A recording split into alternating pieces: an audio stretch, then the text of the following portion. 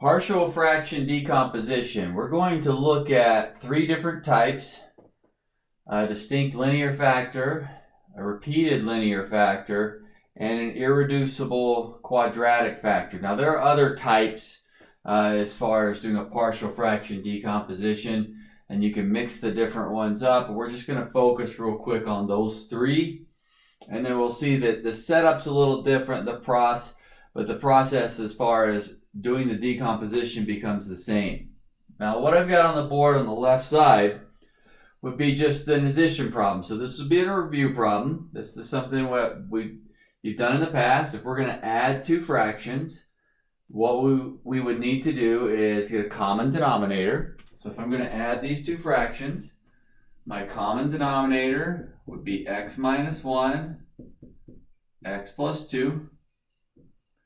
So that was the only two denominators I've got. And then I'm going to build the numerator. So I'd have 5 times x plus 2 plus 1 times x minus 1. Now that's down to one fraction, but our goal is we need to be able to simplify it so I can combine like terms up top. I'll distribute first. 5x plus 10 plus x minus 1. Still over that x minus 1, x plus 2. And so then I'd have 6x plus 9 over x minus 1, x plus 2. So this is the kind of the review from going from the original to the combined. Okay, that's our review piece. In the past, we've added and subtracted fractions, so I can go through and get those pieces together. What we're going to do is in reverse. We're going to take this fraction and decompose it back to the original two fractions. I'm going to say decompose. Right? So we're going to break it up to the original fractions it came from. Whatever we have here, I can break up to the two original fractions it came from by looking at the denominator.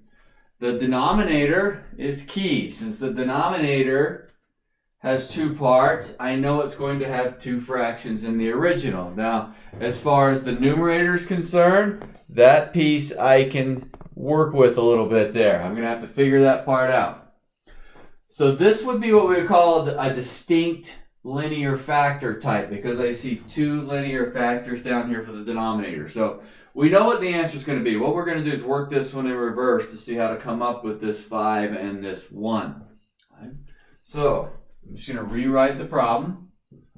6x plus 9 over x minus 1, x plus 2. And this will be our process of decomposition. Right. First off, I know that this came from two fractions, one having a denominator of x minus 1 and the other having a denominator of x plus 2. So what I'm going to do is just write my two fractions, one of them with x minus 1 as a denominator, and the other one with x plus 2 as the denominator. Now it doesn't matter what order I write them in, I just wrote down the x minus 1 first because that's the one that was showing first. That's all I did. The problem is I don't know the numerators. So I'm going to call them a and b. Now I know we already worked in reverse, so we know it's 5 and 1, but at this point I don't know what they are. So I'm just going to call it a and b value. As far as a plus, yes, b can end up being negative, but I'm just writing it as a plus, so if I ended up with a negative, I could write minus whatever the value is, or plus a negative value. Okay? It's always going to have that plus. Now, what we're going to do is add these two fractions on the right side. So basically the same thing we did back here. We added the two fractions by getting a common denominator and building the numerator. So I'm going to follow that same process. My common denominator, x minus 1, x plus 2. Now I build the numerator, so this means I need to multiply a by the x plus 2 and the b by the x minus 1. That part I would know. Now when I look at my equation here. Here's my original, and this equals this fraction here, same denominator. I built my numerator. This means the two numerators must be the same. So here's what I know. If those two fractions are equivalent, I know 6x plus 9 has to equal a times x plus 2 plus b times x minus 1. Again, denominators are the same. And if these two fractions are going to be equivalent and the denominators are the same, that means the numerators have to be the same, right? Which I have here. Now I'm going to work to solve for this a and b. And here's what I'm going to do. I'm going to let x equal 1, and I'm going to let x equal negative 2. Okay. Now I'm selecting 1 and negative 2 because it's going to make things a little bit easier for me. 1 minus 1 is 0. Negative 2 plus 2 is 0. That's where I'm getting them from, or I'm actually getting them from up here in the domain restrictions for those pieces. So let's look at what happens if I let x be 1 and x be negative 2. So if x is 1, that would be 6 plus 9 is 15. Equals 1 plus 2 is 3a, and then there is no b because that would be 0b. Well, this would mean then that a is 5. If x is negative 2, negative 12 plus 9 is negative 3. There would be no a because I'd have negative 2 plus 2 is 0. Negative 2 minus 1 is negative 3b. Solve for b. b is 1. So that means my a value is 5, my b value is 1, and that was the two original fractions. So my final answer for the decomposition would be 5 over x minus 1 plus 1 over x plus 2. Just substituting back in my a and b values.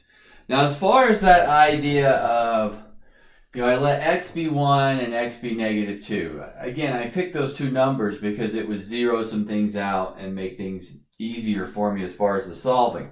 You can really let x be whatever you want, right? Because we're talking about an equality here. And this part that says I know, this piece here, this 6x plus 9 equals that. So let's kind of take a look. Yes, I picked 1 and negative 2, and those are the easiest. But let's say I picked something else. All right? Let's say I selected x equals 0. I usually think 0 is a pretty easy number. So if I substitute 0 in here, 9 equals, then I would have 2a, and 0 minus 1, 2a minus b. So it'd be negative 1b. And then let's say, let's go x equals, we'll say 2. I'm just trying to get different values than what I had, so I'll go with 2. 12 plus 9 is 21 equals 4a plus b. Right? Now what happens is you have a system of two equations, two unknowns. And when you solve this system, it's still going to give you the 5 and the 1. So me selecting some value that was going to cancel things out made it a little bit simpler, meaning I didn't have to go through the solving of the system. I can get right to my solution. Now just to show you, if I were to solve this system, just an old algebraic 2x2 system, if I add the equations together, the b's go away. Here I'd have 30 equals 6a, divide by 6, a is 5, and then if I were to back substitute into either one, I would get b is 1. Right? Now, I'm just trying to show you here that you could really let x be anything you want. Okay? But if you let it equal one of the domain restrictions, it's going to zero out part of the problem, which makes things a little bit simpler here as far as the solving. I'm not saying that we haven't done a system before, solved a system, anything like that, but that's a little bit less work than this. Right? So again, we can select any values we want for A. The ones I picked were specifically because it was going to zero out part of it. And since I can select whatever I want, I might as well select something that's going to help me as far as solve something faster. Okay. All right, so let's look at another one. Let's say a distinct linear factor. Okay. So let's go with,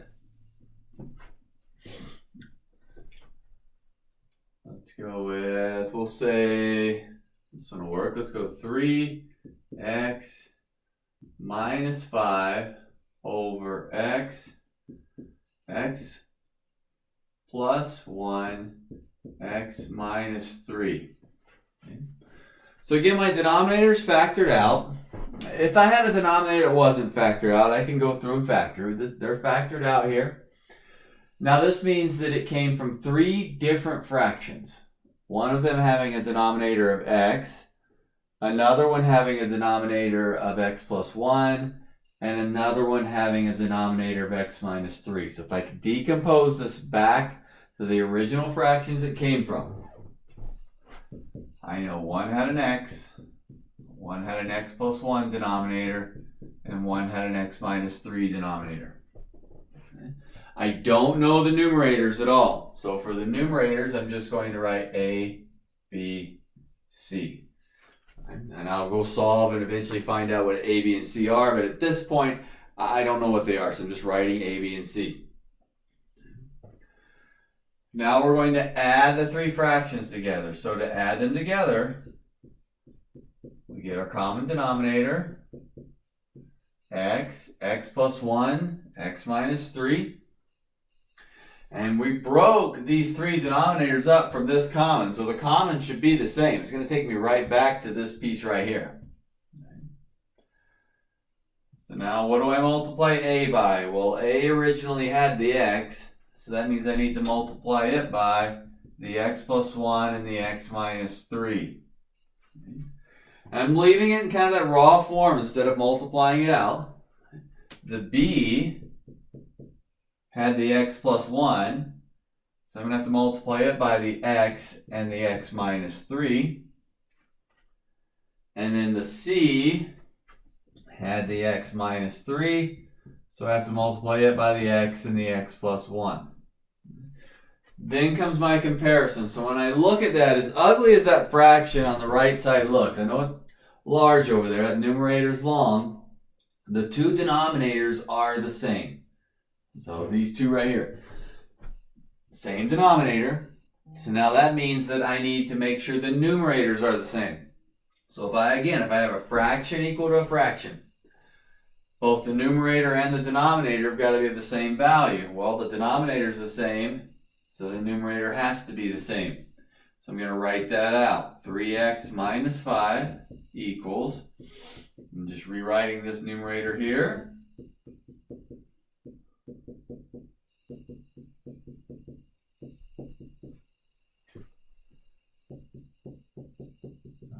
And then I'm going to select x values to help me solve for A, B, and C. And then once I have my answers for A, B, and C, then I've got my final partial fraction decomposition.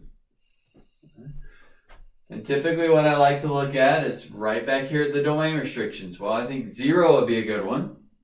So I'm going to let x be 0. And if I do that, I get 0 minus 5 is negative 5. 0 into here. Let's see, that would give me 1 times negative 3, so that's negative 3a. 0 into here takes out the b because you'd have 0 times anything, and the same thing on the c. So this is going to leave a as being positive 5/3. A would be that positive 5/3. B or c, we got to get those two. I'm going to let x be negative 1. And again, I'm just going right in order. I'm like 0, now negative 1. So that would be negative 3 minus 5. It's negative 8. Okay, so a negative 1 will cancel out this a one because I get a 0 right in this part. So that one's gone. Negative 1 right here will give me negative 4 times negative 1 is positive 4b. And then negative 1 here will give me that 0, so that's going to 0 out that one, making them b negative 2. So now I have that b value. My last domain restriction would be the 3. So I'm going to let x equal 3.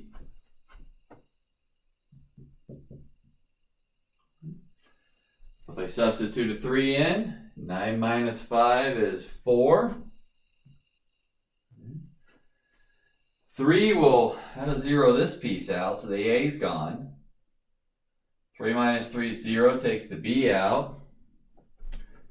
3 plus 1 is 4 times 3 is 12, so I'm looking at 12c.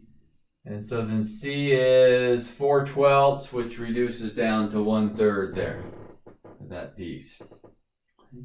Now I have my a, b, and c value, which means I have my partial fraction decomposition. A is 5/3, so I'm going to have 5/3 over x. So again, I'm just substituting a, b, c back into my part that I broke up, plus negative 2 over x plus 1, and then plus 1/3 over x minus 3. So that's just substituting my a, b, and c value, and that's correct. There's nothing wrong with that answer over there. Sometimes we'll see it written like this, so this is correct. Sometimes we'll see 5 over 3x, kind of see the denominator drop. Instead of a negative, sometimes we'll just bring it in front and go minus 2 over x plus 1, since plus and negative is the same as subtraction. And then plus 1 over 3 times x minus 3. And we can write some different forms of the same answer. Again, nothing wrong with that first answer. We're just working through and solving for that a, b, c, d, however many values that we need there.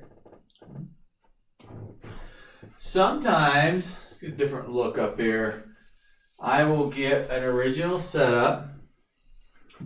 Let's go something like 3 over, and we'll say x squared minus 3x. If we ever look at a denominator that's not factored, the first thing we want to do is factor the denominator. So instead of x squared minus 3x, what I'm thinking of is 3 over x times x minus 3. And there I can see my two linear pieces. I have an x and an x minus 3. So I'm going to do my split. One fraction would be over x, and one fraction over x minus 3. So a over x, b over x minus 3. Here's my two fractions. And then I'm going to start building this. Here's my common denominator, x, x minus 3. So I'm going to multiply the a times x minus 3, and the b times the x. So same idea we had before. The only difference was I had to factor the denominator first. Okay. Now I'm looking at these two fractions. 3 over this x, x minus 3. A times x minus 3 plus bx over x minus 3. Denominators are the same. So what I know is 3 equals a times x minus 3 plus bx. So again, now we're thinking of what values can we substitute or select to substitute for x. That's going to help us in solving for a and b. We look up at that domain piece, and two of them that will be good would be 3 and 0. Doesn't matter which one you use first. Okay. And remember, we're selecting whatever we want. We're just trying to select something that's going to be easy for us because it cancels out. So I'm going to use 3 and 0. So if I did 3, the left side's still 3. That's not changing there. The right side, however, that's 0. Not plus, that would be equal. 3b. So that means b is 1. I have my b value. If I substitute 0, 3 on the left, that would be negative 3a. And that's just going to be 0b. So then a is negative 1. So there's my a and b value. Making then my original fraction. So once it's decomposed into that partial fraction, negative 1 over x plus 1 over x minus 3. There's the two fractions that it came from.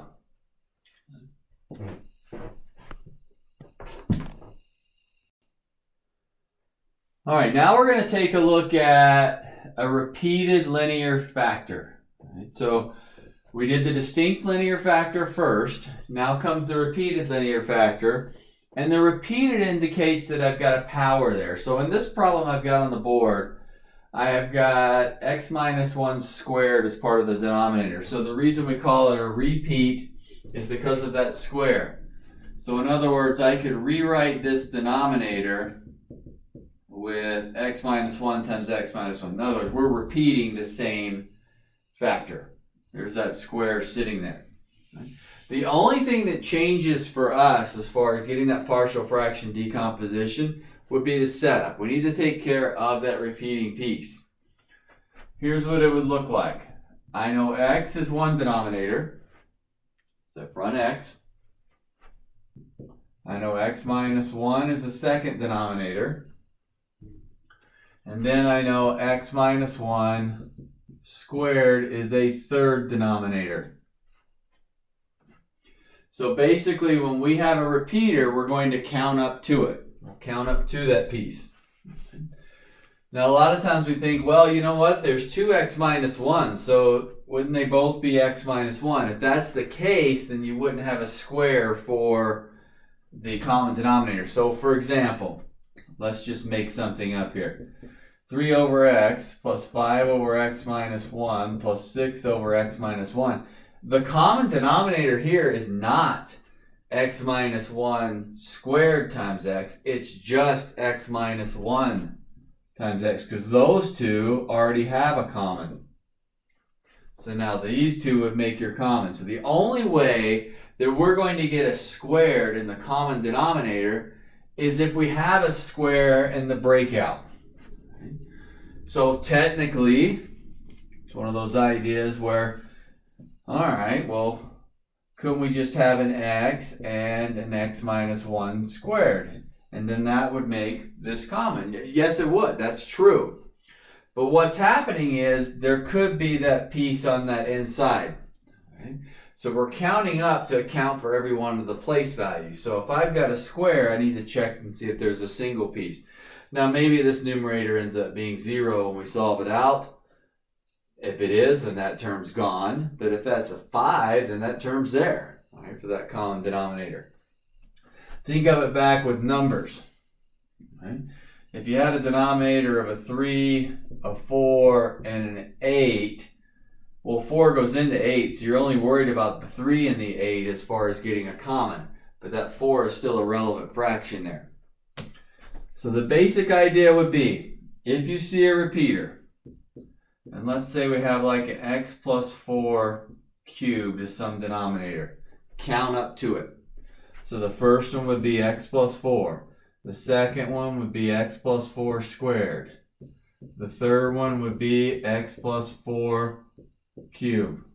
We're counting up to it. We're holding these place values for the previous ones, and I've got that one in there. If I had a fourth power, well, this would all be the same, except we're going to have an x plus 4 to the fourth out here. What's that fourth denominator? So whatever that power is, count up to that power. Now, as far as the repeated ones that we're going to see at this level, we're only going to see squares and cubes. It's not going to be up to like the 7th power where you're writing them all out, but you get the idea. Power, count up. So distinct linear factor we covered. Okay. That means they're both linear. So it would look like this. There's a distinct linear factor, taking this guy off.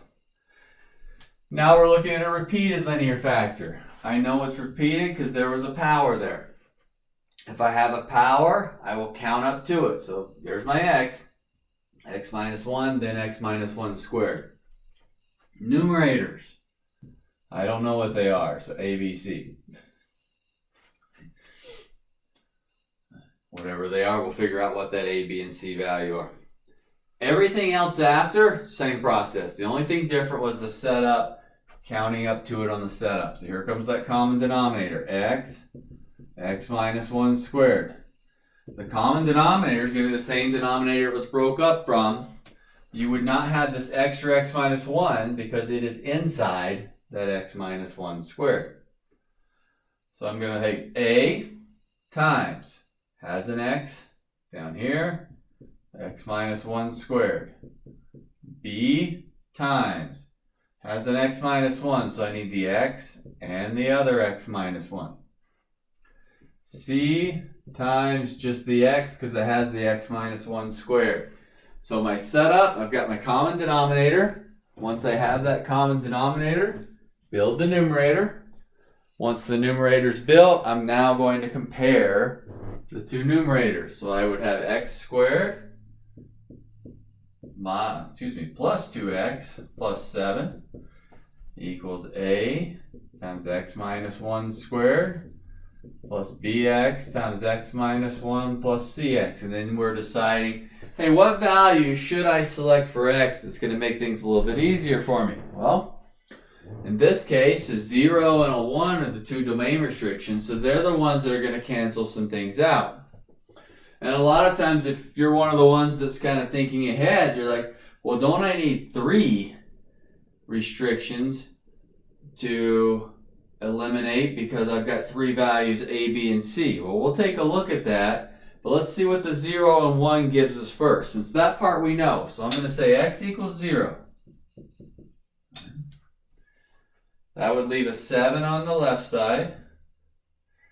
0 would take out the C, take out the B, and then 0 minus negative 1 squared to 1, so that would be A. I'd have 1A is 7, so I know A is 7. I've got that one. Now I'm going to let x be 1. That would be 1 and 2 is 3, 10 on the left. 1 would take out the A's because that's 0. Take out the B's because that's 0. And then you have 1C or just C, so I know C is 10. Now for the other one. What number should I select for x for the third one?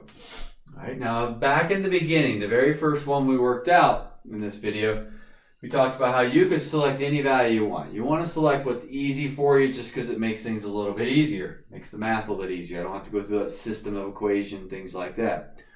Well, in this case, I don't have another value that's going to cancel something out, but I can still select whatever I want. So in this case, I'm going to select x equals 2. Now, as far as why did I pick a 2? Well, number 1, I can pick anything I want. Number 2, I don't want to pick a 13 or a 15 because, let's face it, I'm a little lazy and would rather keep the number small. So I'm selecting something that's small. The other reason I'm picking a 2, well, 2 minus 1 is 1. The math works out pretty good there. 2 minus 1 is 1. Kind of helps me a little bit. I know that I personally make mistakes with negatives, so sometimes I shy away from selecting those. The key is I'm trying to select something that looks easy for me to work with. That's why I picked the 2. So here we go. 2. 2 squared is 4. Plus 4 is 8. So 4 plus 4 is 8. Plus 7 is 15. Left side. Right side. 2 minus 1 is 1. 1 squared is still 1. So we're going to have A. That would be 1 times 2 is 2. So plus 2B. And then plus... that would be 2C. And a lot of times we think, well, are we in trouble now? Because I now have 3 variables there I've got to solve for. And we're really not. We are just fine because we already know A and C. So I know A is 7, C is 10. I can substitute these two values in for A and C, and then finish out solving for B. So I've got everything I need to help me here. 15 equals 7 plus 2b plus 20. C was 10, so 20. That would be 27. Subtract over, negative 12 is 2b. And then b is negative 6. There's my b value. So again, if I have to select a value that's not in one of my domain restrictions, that's okay. I can still work with it. Okay? I'm just selecting a value that I want to work with. Again, I picked something I wanted. Yes, I wanted the 0 and 1. I wanted them because they cancel things out, make things a little bit easier for me. I don't have anything else that will cancel something out, so I'm selecting a value that's going to help me the best or be easiest for me to use. In this case, it was the 2.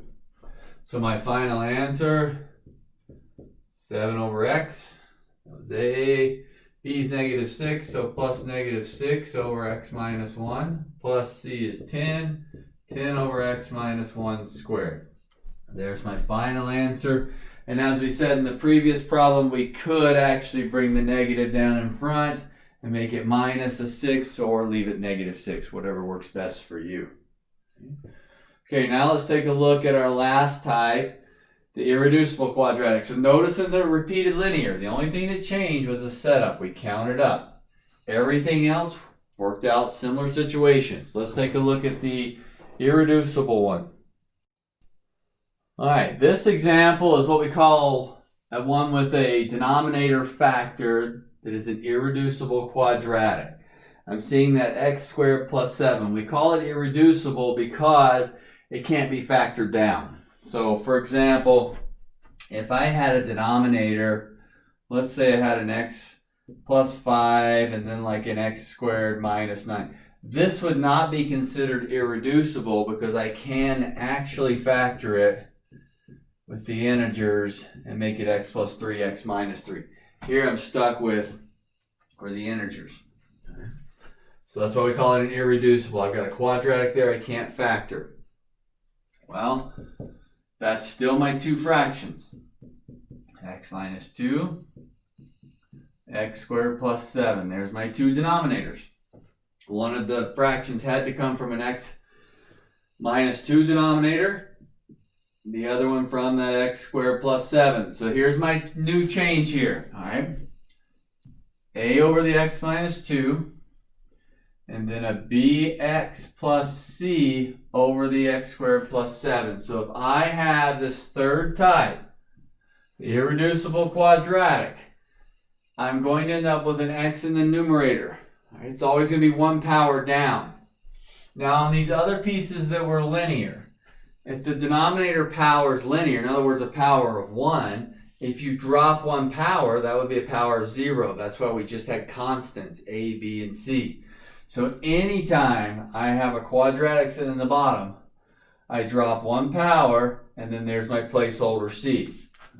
So just to kind of give you an example here, in this case, this was bx plus c. What if I had x cubed plus 7?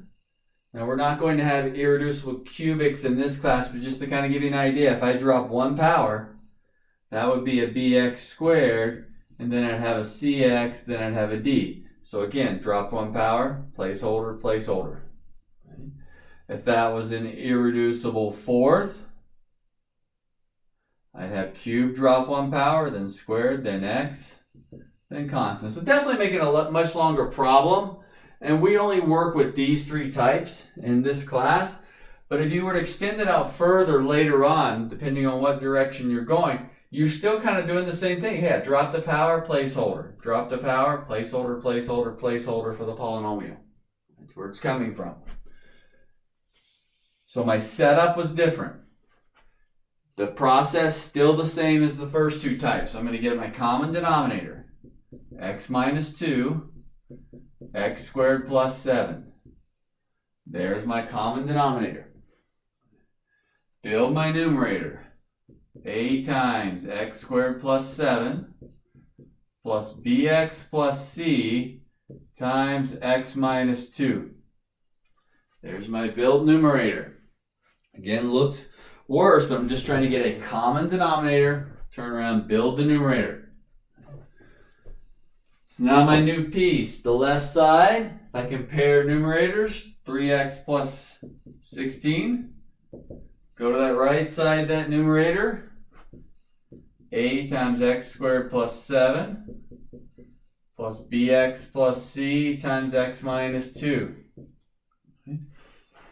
Now I'm set up to select the values of x I want to use. So which value is going to help me with my x? Well, first off, 2 will help.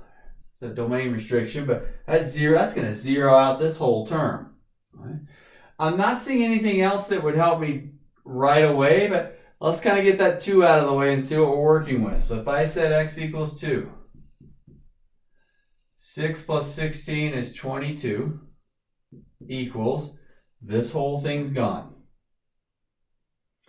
And so 2 would be 4 plus 7 is 11a. A then would be 2. So I've got the a value. A then would be that 2.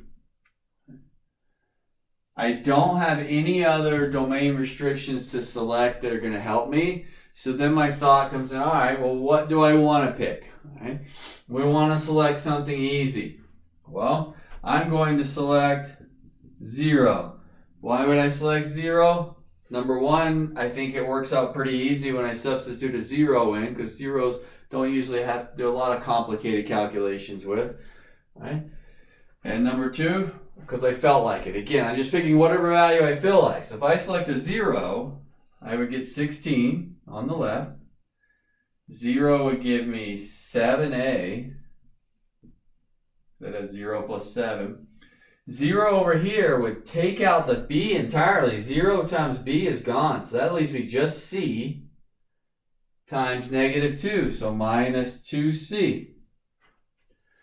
And I'm feeling pretty good right now because I do know a. So since I know a, I can then solve for c. So I'd have 16 equals 14 minus 2c. A was 2. 7 times 2 is 14. Subtract over. 2 is negative 2c. C is negative 1. I ended up with a little bit more on the solving end down here, but still the same process. I am selecting values that are going to help me. What value would I want to pick next to help me? I'm going to select the 3. Again, you can select anything you want. The reason I'm picking a 3, I just saw 3 minus 2 is 1. And multiplying by 1 makes things a little easier for me. I'm not going to say that 3 is the easiest value to select. That's just what I noticed right away. So left side, 9 plus 16 is 25. Right side, 9 plus 7 is 16a. That's 1. So end up with 1 times 3b plus c. So that would be plus 3b plus c. But I know a and I know c. So I'd have 25 is 32 plus 3b minus 1 for that c. 32 minus 1 is 31. Subtract that over. Negative 6 is 3b. B then is negative 2. That b value. Now I have my a, b, and c value. So my final answer would be 2 over x minus 2. That's my a value. Plus b is negative 2. So negative 2x minus 1 over x squared plus 7. That piece there. There's my final answer. Now, the only thing that changed is the setup. Okay, so distinct linear. Each denominator piece is one of the fractions. Repeated. I can tell it's repeated because there's an outlying power. I'll count up to it. Irreducible quadratic. I can tell if I have an irreducible quadratic because I'm looking at a piece like on this one, the x squared plus 7, that does not factor. I can't break it down any further. Once that's done, I've got my split, I set up my numerators. Is it just an a, b, or c because it's linear? Or even if you went to d? Or do you have an x term like this one with the bx plus c? I would have that x term when I'm dealing with that irreducible quadratic because it dropped one power. After that, if you look back at any of them, solving process, the same. Get your common denominator, build the numerator. Compare the numerators. Now choose values for x. Choose ones that are easy to work with. Domain restrictions are usually the easiest, but you can really select whatever value that you want, right? And then work through to solve for your values A, B, C, or whatever.